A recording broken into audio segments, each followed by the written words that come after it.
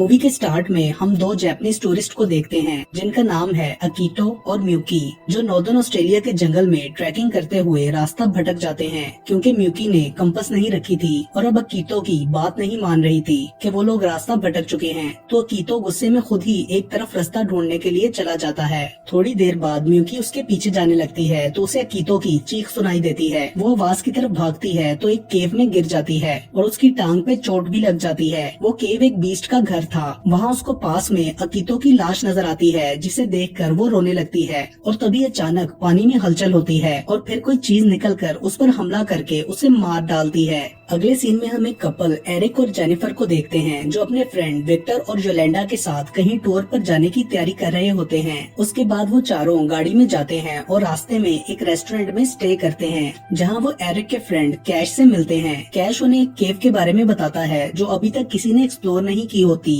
वो कहता है कि इस केव के बारे में किसी भी वेबसाइट पर कोई डिटेल नहीं मिलेगी। उसकी इन बातों की वजह से विक्टर को वहां जाना ठीक नहीं लग रहा होता। वहां पर योलेंडा जेनिफर को बताती है कि वो प्रेग्नेंट है, लेकिन उसने ये बात विक्टर को नहीं बताई। जेनिफर भी उसे बताती है कि मेरे और एरिक के दरमियान थोड़े मसले हैं। मुझे लगता है कि वो किसी और लड़की में इंटरेस्टेड है। उसके बाद वो एरिक को डांस के लिए कहती है और वो दोनों डांस करते हैं। रात को रूम में विक्टर योलेंडा से कहता है कि हम इन लोगों को छोड़कर अकेले किसी पुरसकून आइलैंड पर जाते हैं। वो एडवेंचर ट्रिप्स के बारे में आर्टिकल्स लिखता होता है तो वो कहता है कि मैं एरिक की भेजी हुई पिक्स को देखकर ही इस एडवेंचर पर आर्टिकल लिख लूंगा। लेकिन योलेंडा उसे उस केव को एक्सप्लोर करने के लिए मना लेती है। अगली सुबह वो सब लोग उस केव में जाने के लिए निकलते हैं। रास्ते में कैश एरिक के पूछने पर उन्हें बताता है कि रात को मैं एक सर्च पार्टी के साथ जंगल में गया था जो कि एक मिसिंग जापानीज कपल को ढूंढ रहे थे। तो वहाँ मुझे वो केव दिखाई दी थी। मुझे वो केव बहुत गहरी लगी है और उसके अंदर कोई रास्ता भी होगा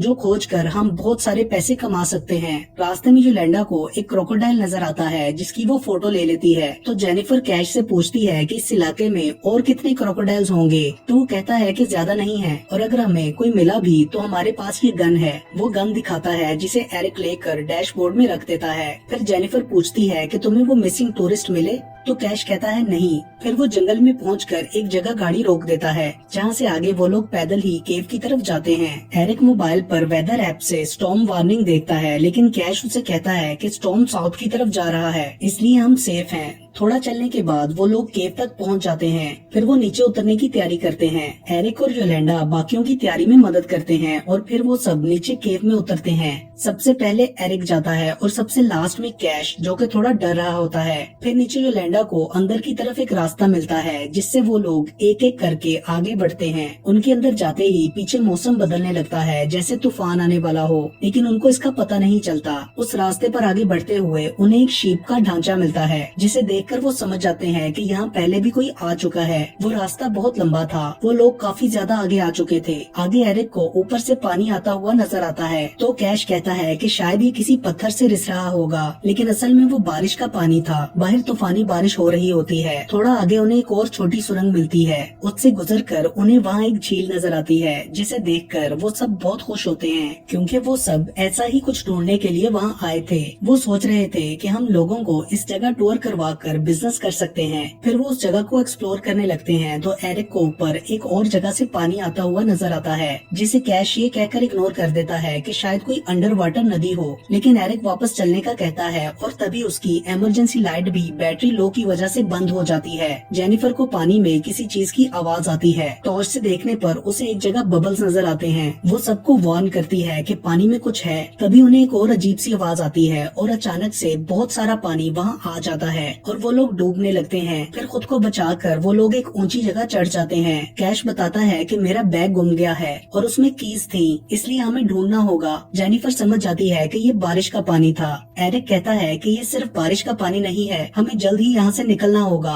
विक्टर कहता है कि रास्ते में तो पानी है, हम वापस कैसे जाएंगे। जेनिफर कहती है कि हम यहीं रुककर पानी कम होने का वेट करते हैं, मगर एरिक कहता है कि वाटर लेवल तेजी से बढ़ता जा रहा है। ये केव पूरी पानी से भर जाएगी, हमें थोड़े रास्ते तक पानी के अंदर जाना होगा, लेकिन आगे जहाँ रास्ता खुला होता है वहाँ वाटर लेवल हमसे नीचे होगा, इसलिए पानी भरने से पहले हमें यहाँ से निकलना होगा। तभी जेनिफर दोबारा उनको बताती है कि उसने पानी में कुछ देखा था, इसलिए मैं इस पानी में नहीं जाऊंगी। एरिक उसे समझाता है कि थोड़ा सा डिस्टेंस है, हमें कुछ नहीं होगा, और वो लोग पानी में उतर जाते हैं। कैश अपना बैग ढूंढने का कहता है कि उसमें कार की कीज हैं। तभी विक्टर को बैग नजर आता है और वो उसे लेने के लिए आगे बढ़ता है और बाकी सब लोग एंट्रेंस की तरफ जाते हैं कि तभी विक्टर की आवाज आती है जिसे क्रोकोडाइल ने पकड़ लिया था। ये देखकर वो सब लोग घबरा जाते हैं। क्रोकोडाइल विक्टर को पानी के अंदर ले जाता है और बाकी सब ऊंची जगह पर चढ़ जाते हैं। एरिक को पानी में एक बॉडी नजर आती है, वो उसको ऊपर खींचता है, लेकिन वो विक्टर की बॉडी नहीं होती। तभी विक्टर पानी में ऊपर आता है, उसका बहुत खून बह रहा होता है। एरिक उसके पास जाकर उसे बचाने लगता है कि जेनिफर को उनके पीछे दोबारा क्रोकोडाइल आता हुआ नजर आता है, लेकिन एरिक खुद को और विक्टर को बचाकर ऊपर चढ़ जाता है। विक्टर बहुत ज्यादा इंजर्ड होता है। जेनिफर उसके पेट पर बैंडेज करती है और कहती है कि हमें इसे हॉस्पिटल लेकर जाना होगा। कैश कहता है कि ये जो बॉडी हमें मिली है ये उस जैपनीज कपल में से किसी एक की है। एरिक देखता है कि वाटर लेवल बढ़ता जा रहा है, तो वो कैश से कहता है कि तुम और मैं एंट्रेंस तक जाएंगे और हेल्प के लिए कॉल करेंगे और गाड़ी से गन लाकर यहाँ आके इस क्रोकोडाइल को मार देंगे। जेनिफर और कैश उसे रोकते हैं, लेकिन वो कहता है कि यहाँ से निकलने के लिए हमें पानी में उतरने का रिस्क लेना ही होगा। फिर कैश प्लान बनाता है कि योलेंडा उस बॉडी को पानी में फेंकेगी और जब क्रोकोडाइल उस तरफ जाएगा तो हम पानी में उतरकर एंट्रेंस तक चले जाएंगे। कैश के इशारा करने पर योलेंडा बॉडी को पानी में फेंक देती है और थोड़ी देर बाद क्रोकोडाइल उस पर अटैक करके ले जाता है और फिर एरिक और कैश आहिस्ता आहिस्ता स्विम कर एंट्रेंस तक पहुंच जाते हैं। वहाँ रास्ता तंग होता है, इसलिए वो पानी के अंदर जाके सुरंग पार करते हैं और दूसरी तरफ निकल जाते हैं जहाँ थोड़ी खुली जगह होती है और वो पानी से ऊपर आ जाते हैं। कैश को लगता है कि पानी में कुछ है क्योंकि बबल्स बन रहे होते हैं। तभी कैश को कुछ छू के गुजरता है जिससे वो डर जाता है। एरिक नीचे होकर पानी के अंदर देखता है मगर उसे कुछ नजर नहीं आता,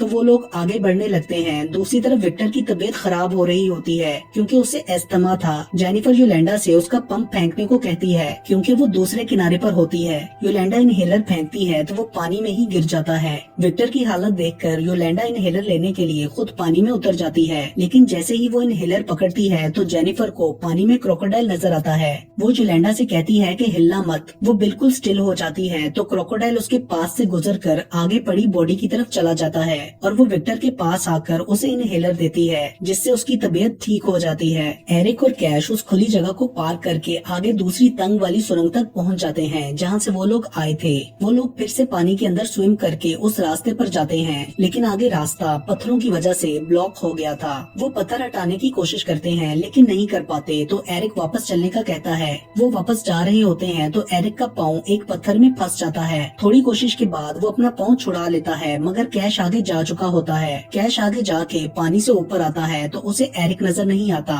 वो एरिक को ना देखकर परेशान होता है कि तभी उसको पानी में बबल्स नजर आते हैं। वो अंदर होकर देखता है लेकिन कुछ नहीं होता कि तभी क्रोकोडाइल वहाँ आ जाता है, जिसे देखकर कैश घबरा जाता है और फिर क्रोकोडाइल उस पर हमला करके उसे अपने साथ ले जाता है। उसके बाद एरिक वहाँ आता है तो उसे कैश की हेडलाइट नजर आती है तो वो समझ जाता है कि कैश को क्रोकोडाइल ले गया है। दूसरी तरफ जेनिफर को हवा फील होती है तो वो रास्ता ढूंढने लगती है और योलेंडा विक्टर को बताती है कि वो प्रेग्नेंट है। ये सुनकर विक्टर खुश हो जाता है। तभी जेनिफर को एक रास्ता मिलता है। फिर एरिक भी वहाँ आ जाता है और कैश के बारे में जानकर वो लोग सैड हो जाते हैं। एरिक उन्हें बताता है कि वो रास्ता ब्लॉक हो चुका है। जेनिफर उसे नए रास्ते का बताती है तो एरिक और योलेंडा उस तरफ जाते हैं। वो रास्ता बहुत तंग होता है लेकिन वहाँ अभी पानी नहीं होता। योलेंडा एरिक को अपनी प्रेगनेंसी का बताती है। पीछे जेनिफर देखती है कि पानी बहुत तेजी से बढ़ रहा है तो वो विक्टर को लेकर दूसरी ऊंची जगह जाती है, लेकिन वहाँ क्रोकोडाइल उन पर अटैक करता है मगर वो उससे बचकर और ऊपर चढ़ जाते हैं। तब विक्टर जेनिफर को बताता है कि योलेंडा प्रेग्नेंट है। मुझे यकीन नहीं आ रहा क्योंकि कीमो के बाद मुझे डॉक्टर्स ने कहा था कि मैं बाप नहीं बन सकूंगा। ये सुनकर जेनिफर परेशान हो जाती है। एरिक और योलेंडा आगे बढ़ते हैं तो आगे केव बंद होती है। जेनिफर योलेंडा के बैग से कैमरा लेकर फोटोज देखने लगती है कि तभी उसे एरिक और योलेंडा की क्लोज फोटोज मिलती हैं। तो वो समझ जाती है और विक्टर से कहती है कि हम दोनों को रूटीन लाइफ पसंद है और एरिक और योलेंडा एडवेंचरस हैं। तो मैं एरिक से मजाक करती थी कि हमें पार्टनर स्विच करने चाहिए, तो वो हंसता था। तभी उन्हें कैश का बैग नजर आता है और जेनिफर उसे लेने के लिए पानी में चली जाती है और क्रोकोडाइल से बचकर जल्दी से ऊपर आने लगती है तो फिसल कर गिर जाती है। उसका सर पत्थर पर लगता है जिससे वो बेहोश हो जाती है। विक्टर उसकी हेल्प के लिए नीचे आता है और उसे उठाता है तो जेनिफर को होश आ जाता है, लेकिन तभी क्रोकोडाइल विक्टर पर अटैक करके उसे ले जाता है। जेनिफर बहुत डर जाती है। कुछ देर बाद एरिक और योलेंडा भी वापस आ जाते हैं और उसके पास आकर विक्टर का पूछते हैं तो उसके बारे में जानकर योलेंडा रोने लगती है। जेनिफर एरिक से रास्ते का पूछती है और उस पर गुस्सा करती है और उससे कहती है कि तुम मुझे अपने अफेयर के बारे में कब बताने वाले थे। एरिक एक्सेप्ट कर लेता है कि हाँ ये बच्चा मेरा है तो जेनिफर टूट जाती है। फिर उनको सनलाइट नजर आती है और वो समझ जाते हैं कि उस तरफ कोई रास्ता होगा क्योंकि पानी भी उसी तरफ बह रहा है जो वहाँ से बाहर निकलता होगा। फिर वो आहिस्ता आहिस्ता स्विम कर उस रास्ते की तरफ जाने लगते हैं। थोड़ा आगे जाने पर क्रोकोडाइल वहाँ आ जाता है तो एरिक वहीं रुककर जेनिफर और योलेंडा को आगे जाने का कहता है। वो आगे चली जाती हैं तो क्रोकोडाइल एरिक पर अटैक करके उसे मार डालता है। वो दोनों स्विम करके आगे एक जगह पहुँचती हैं जो शायद उस क्रोकोडाइल का ठिकाना था। वहाँ से आगे उन्हें एक रास्ता मिलता है जहाँ से वो बाहर निकल आती हैं और जंगल में पहुँच जाती हैं। वहाँ आगे उन्हें अपनी गाड़ी नजर आती है। गाड़ी में बैठकर योलेंडा जेनिफर को सॉरी बोलती है और फिर वो लोग गाड़ी लेकर निकल जाती हैं। लेकिन आगे एक दरख्त टूटकर गिरा होता है जिससे टकराकर गाड़ी नदी में गिर जाती है। गाड़ी का दरवाजा खुल नहीं रहा होता और तभी क्रोकोडाइल वहाँ आ जाता है। योलेंडा गन निकाल कर जेनिफर को देती है। जब वो शूट करने लगती है तो क्रोकोडाइल नजर नहीं आता और फिर वो साइड से आकर जेनिफर पर अटैक करता है और गाड़ी डूब जाती है। पानी में जाकर गाड़ी के दरवाजे खुल जाते हैं। वो ऊपर आकर स्विम करते हुए किनारे पर जाने लगती है, मगर योलेंडा को चोट लगी होती है इसलिए वो स्लो होती है। क्रोकोडाइल भी उनके पीछे आ रहा होता है। किनारे पर पहुंचकर जेनिफर क्रोकोडाइल पर फायर करती है लेकिन एक भी गोली उसको नहीं लगती और वो उस पर अटैक करके उसे पानी के अंदर ले जाता है जहाँ वो उसको शूट करती है जिससे वो मर जाता है और जेनिफर बचकर ऊपर आ जाती है और फिर वो दोनों वहाँ से जाने लगती हैं और इसके साथ ही ये मूवी यहीं पर खत्म हो जाती है।